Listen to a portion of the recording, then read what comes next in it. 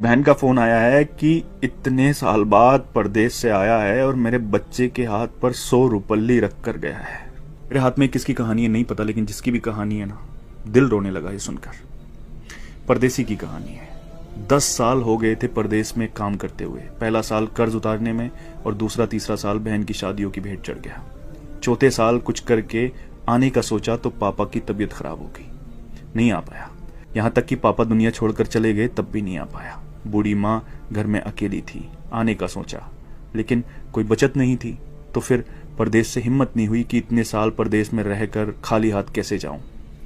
लेकिन माँ की जिद और बहनों ने कहा कि भाई आ जाओ, हमें कुछ नहीं चाहिए, बस आ जाओ कहा तो हिम्मत बढ़ी। कुछ उधार लिया, कुछ पास था जिससे टिकट करवाया और वापस ये सोच कर आ गया कि अब कोई बड़ी जिम्मेदारी तो है नहीं, यहीं पे कुछ कर लेंगे। आने के दूसरे दिन बहन से मिलने गया। बहन बच्चों वाली हो चुकी थी। आते वक्त भांजे के हाथ पर 100 रुपए रखकर वापस हुआ। दूसरी बहन के यहाँ पहुंचने पर पास के पैसे भी खत्म हो चुके थे, लेकिन ये उम्मीद थी कि ये बहन ज्यादा नजदीक है, कुछ नहीं बोलेगी। वहां से वापसी पर भांजे के हाथ पर कुछ नहीं रखा और जब घर पहुंचा तो मां ने बताया कि एक बहन का फोन आया है। बहुत बड़ा दिल चाहिए यार ये सुनने के लिए। एक बहन का फोन आया है कि इतने साल बाद परदेश से आया है और मेरे बच्चे के हाथ पर 100 रुपल्ली रख कर गया है। इतना तो हम फकीरों को दे देते हैं। दूसरी बोली, मेरे बच्चों के हाथ पर 10 रुपल्ली भी रख कर नहीं गया, ससुराल में मेरी नाक कटा दी।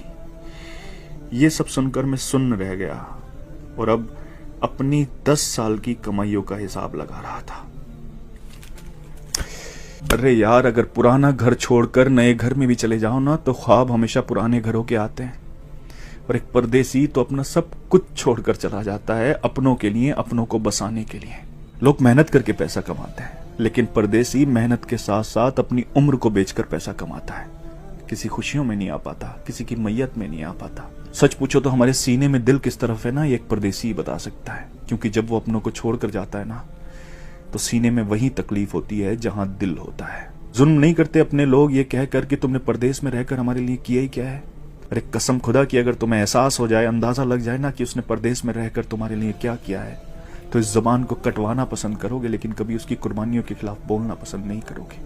सच कहते हैं, जिसका दर्द होता है उसकी तकलीफ को सिर्फ वही समझता है। परदेसी का दर्द सिर्फ वही समझ सकता है जिसने अपनों के लिए अपना घर छोड़ा हो।